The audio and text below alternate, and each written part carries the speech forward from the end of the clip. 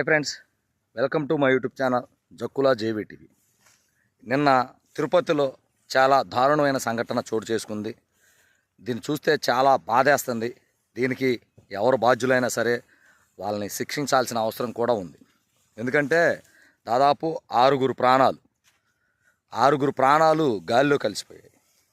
దైవ దర్శనం కోసం వెళ్ళి 6 మంది మృత్యువాత పట్టడం చూస్తుంటే మనసు చలించిపోతుంది. అయితే ఇక్కడ ఇలాంటి సంఘటనలు చాలా చూస్తున్నాం. గతంలో కూడా మన పుష్కరాల టైంలో చూసాం, దాదాపు 30 మంది దాకా. చాలా దేవాలయాల్లో తొక్కిసలాట్లు మనం గమనిస్తుంటే పూర్వం ఏ రోజు కూడా దైవం కోసం లేదా ఈ యొక్క దర్శనాల కోసం తొక్కిసలాటల్లో చనిపోయిన దాఖలాలు ఎక్కడా కనిపించాల. కానీ నాగరికత పెరిగిన తర్వాత, ఆధునికత పెరిగిన తర్వాత ఈ రోజున ఇలాంటి సంఘటనలు తరచూ జరుగుతున్నాయి. ఎక్కడికక్కడ ప్రభుత్వాలు చర్యలు తీసుకుంటున్నా సరే జరుగుతున్నాయి. ఇది చూస్తే చాలా బాధేస్తుంది. అయితే దీనిని నివారించాల్సిన బాధ్యత ఎవరి మీద ఉంది అంటే, నేనైతే ప్రభుత్వాల మీద ఉంది, కానీ అలా దర్శనాలకు వెళ్ళే ప్రజల మీద కూడా ఉంది. ఎందుకంటే ఈ రోజున ప్రజల మైండ్ సెట్ ఎలా ఉందంటే, వాడి ఇంటి పక్కన కావచ్చు, వాడి గ్రామంలో కావచ్చు, నిజంగా ఎవడన్నా కష్టాల్లో ఉంటే ₹1 కూడా ఆదుకోవటానికి సాయం చేయడు. వాడి గ్రామాల్లో మౌలిక వసతులు, రోడ్లు కావచ్చు లేదా హాస్పిటల్స్ కావచ్చు, ఏదన్నా సౌకర్యాలు లేవు అంటే దానికి సంబంధించి ₹1 కూడా దానం చేయడు. ఇంకా ఒక అడుగు ముందుకేసి పేద ప్రజలకు ఏదైతే సంక్షేమ పథకాలు అందుతున్నాయో వాటికి పోరాటపడి, వాటి మీద ఆరాటపడి పేద ప్రజల కాడ నోటికాడ కూడుకు కూడా వాటా లాక్కొని జీవనం సాగిస్తుంటారు కొంతమంది. అందరు నాన్న కొంతమంది. వీళ్ళు ఇక్కడ అన్నీ చేసిన తర్వాత ఆ దైవ దర్శనానికి వెళ్ళేసి ఆ దేవుడు హుండీలో కొంత నగదేసి మేము చేసిన పాపాలన్నీ తీసేయి స్వామి అని చెప్పేసి మొక్కుంటారు. ఇది అందరిని ఉద్దేశించింది కాదు, కొందరిని ఉద్దేశించి. ఇది ఎంతవరకు కరెక్ట్? మనం గతం నుంచి చూస్తున్నాం, మానవ సేవే మాధవ సేవ. నీవు నిజంగా ఎవడైతే కష్టాల్లో ఉన్నాడో, ఎవడైతే ఇబ్బందుల్లో ఉన్నాడో వాడిని నువ్వు ఆదుకుంటే వాడి దృష్టిలో నువ్వు దేవుడివి. కానీ నువ్వు వెళ్తున్నావు చూడు దేవాలయాల దగ్గరికి, ఇక్కడికి, అక్కడ నువ్వు భక్తుడివి, దేవుడి దర్శనం కోసం తపన పడే భక్తుడివి. అదే డబ్బు పెట్టేసి ఎక్కడైతే పేదలు, నిజంగా పేదలు ఉన్నారో వాడికి ఏదన్నా ఒక పూట కూడు పెట్టినా, నువ్వు దర్శనానికి టికెట్ పెట్టే 300-400 తోటి ఒక 2-3 కడుపు నింపిన ఆ క్షణాన వాడి దృష్టిలో నువ్వు దేవుడిగా ఉంటావు. అది మానేసి మానవ సేవే మాధవ సేవ అని చెప్పేసి నగ్న సత్యాన్ని వదిలేసి ఇక్కడ మానవుల్ని పీడించుకొని ఆ డబ్బు తీసుకెళ్ళి మాధవుడికి ఇచ్చేసి నేను పునీతుడిని అయ్యాను అంటే ఖచ్చితంగా కావు. ఇది ఖచ్చితంగా గుర్తుపెట్టుకోవాల్సిన అంశం. ఇక రెండవది, ఇలాంటి ప్రజల మనోభావాలని, ఇలాంటి ప్రజల యొక్క ఆలోచన విధానాన్ని పసిగట్టిన కొంతమంది ఈ దేవాలయాల్ని వ్యాపారంగా మార్చేశారు.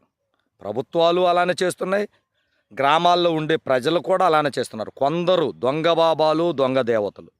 ఆశ్చర్యం.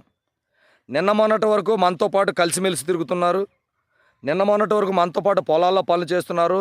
సడన్గా 2-3 నెలల్లోనే అతీత శక్తులు ఏదో వాళ్ళు ఆవహించేసి దేవతలుగా మారిపోతున్నారు. పోని అతీత శక్తులు ఆవహించి దేవతలుగా మారిన వారు ప్రజలకు సేవ చేస్తే ఇబ్బంది లేదు, కానీ ప్రజలను భక్షిస్తున్నారు. వాళ్ళ దగ్గర ముక్కుపిండి వసూలు చేసి తాయితులకి, లేకపోతే వాళ్ళ దగ్గర ముక్కుపిండి వసూలు చేసి మేము పూజలు చేస్తామని, లేకపోతే వాళ్ళకి సంబంధించిన ఆస్తులు ఏమైనా ఉంటే దోచుకోవటం, దాచుకోవటం. దొంగ బాబాలు, దొంగ దేవతలు ఈ యొక్క ప్రజల ఆలోచన విధానాన్ని పసిగట్టేసి ప్రజల యొక్క బలహీనతను గుర్తెరిగి దాని ద్వారా కూడా నగదు చేసుకుంటూ అటు ప్రభుత్వాలు దేవాలయాల ద్వారా సంపాదిస్తూ దోచుకుంటున్నాయి. గ్రామాల్లో దొంగ బాబాలు, దొంగ దేవతలు కూడా ఈ రోజున ప్రత్యక్షం అవుతున్నారు. మన కళ్ళ ముందే తిరుగుతున్నారు, మన పక్కనే తిరుగుతున్నారు.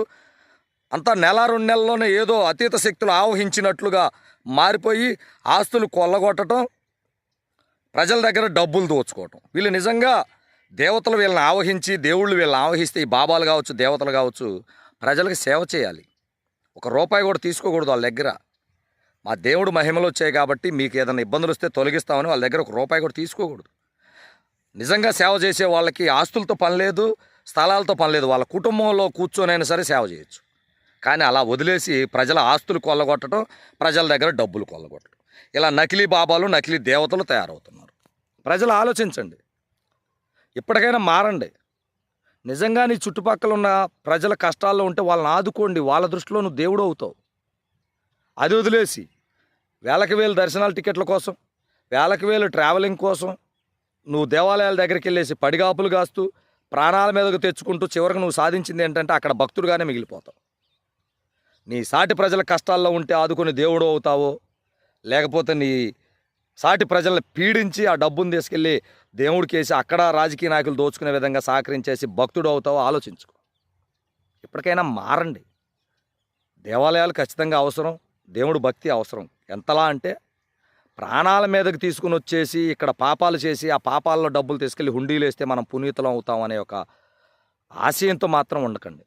ఖచ్చితంగా దేవాలయాలు దేవుళ్ళు ఉన్నారనుకుందాం, వారికి అవసరమైనంత వరకు మనం ఉపయోగపడాలి తప్పితే మన పేదవారిని మనం పీడించేసి ఆ డబ్బును తీసుకెళ్ళి దేవుడు హుండీలు వేస్తే దేవుడు ఎక్కడ ఒక రూపాయి తిండు. దేవుడు పేరు చెప్పి ఆ వచ్చిన డబ్బును తినేది కూడా మళ్ళీ నీలాంటి ఇంకొక దొంగ బాబాలో, దొంగ భక్తులో, దొంగ నాయకులో తప్పితే సామాన్య ప్రజలకు ఎటువంటి లబ్ధి ఉండదని చెప్పేసి ఈ వీడియో ముఖంగా తెలియజేసుకుంటూ, ఏదేమైనప్పటికీ ప్రజలు కూడా ఒక విషయాన్ని గుర్తెరగండి.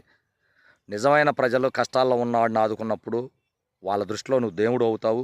ఆ దిశగా ముందడుగేయాలని మనస్ఫూర్తిగా కోరుకుంటూ, జై జవాన్, జై కిసాన్, జై హింద్.